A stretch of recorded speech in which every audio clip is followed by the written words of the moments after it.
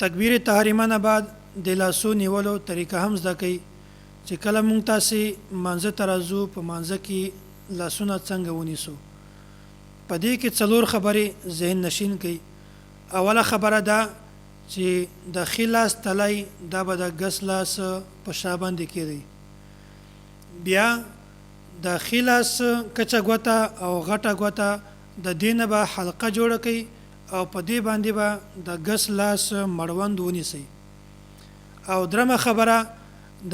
د ښي لاس چې کومې درې ګوتې دي دا به تاسو د کیڼ لاس په څنګل باندې کېدئ او آخري کې به تاسو لاسونه په نامه د لاندې ونیسئ.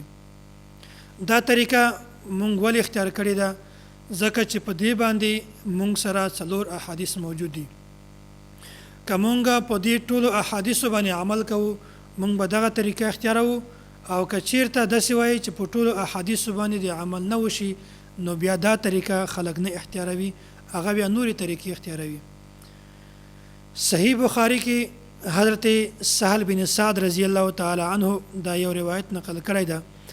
وای کان الناس یؤمرون ان یضع الرجل الید الیمنى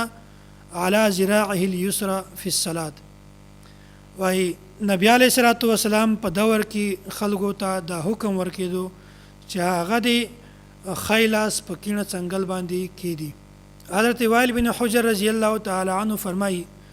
وای د ما خواهش و چې زه رسول الله صلی الله علیه وسلم په مانځه باندې ووینم چې هغه څنګه لمونځ کوي. وای ما وکتو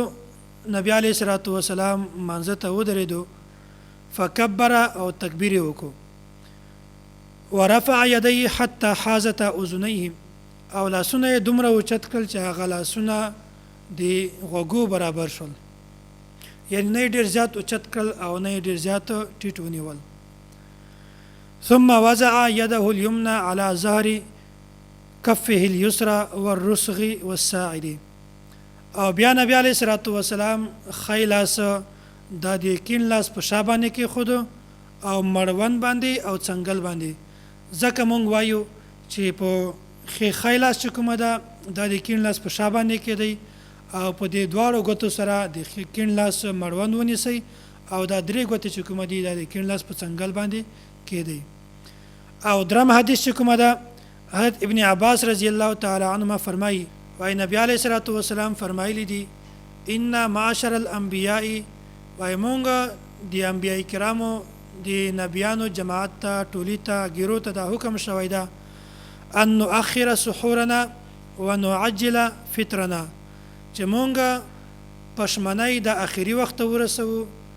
او روژه ماته چې کومه ده دا مونږ زر وکړو. یعنی مونږ چې کله پشمنۍ کوو نو بالکل اخري وخت مونږ پشمنۍ ورسوو او مونږ روژه ماتې کې جلدي وکړو او زر یې وکړو، چې کله هم ماښام کېږي او مونږ فورا روژه ماتې وکړو. وان نمسک بایماننا علی شمائلنا فی صلاتنا، او بیا مونږ په ښي لاس سره د کیڼ لاس مضبوط ونیسو. څلورم حدیث دا ده، حضرت وائل بن حجر رضی الله تعالی عنه فرمایي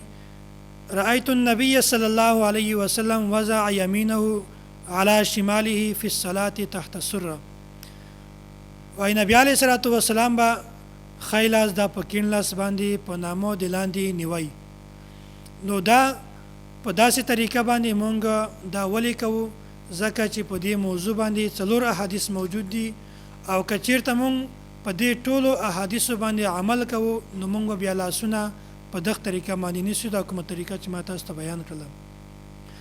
اول حدیث کې دا دی چې نبی علیه الصلاة والسلام به ښی لاس دا د کیڼ لاس په څنګل باندې کېښود، او دوم حدیث کې دا دی چې نبی علیه الصلاة والسلام به ښی لاس د کیڼ لاس په شا باندې مړوند باندې او په څنګل باندې کېښود، او درم حدیث کې دا راغلی دی چې نبی علیه الصلاة والسلام به په ښي لاس باندې کیڼ لاس نیوی، او څلورم حدیث کې دا راغلی چې نبی علیه الصلاة والسلام به لمونځ کوو او په مانځه کې به یې لاسونه په نامه د لاندې نیول. نو امام ابو حنیفه رحمت الله علیه کوم چې مونږ په دې طریقه باندې روان کړي دو هغه دا وجه ده چې په دې موضوع باندې څلور احادیث موجود دي، او امام ابو حنیفه رحمت الله علیه فرمایي وای که چیرته په یو موضوع باندې څلور یا زیات احادیث موجود وي نو تاسو د دې احادیثو داسې ترجمه او داسې مطلب بیان کړي چې په دې ټولو باندې عمل وشي. نو کله که په دې ټولو احادیثو باندې تاسو عمل کوئ نو دا طریقه به اختیاروئ او که چیرته د دې طریقې نه تاسو طریقه غلطه وي نو باید په دې ټولو احادیثو باندې عمل تاسو نشئ کولی که په دې حدیثو باندې عمل کوئ نو بیا به د امام ابو حنیفه رحمت الله علیه مذهب اختیاروئ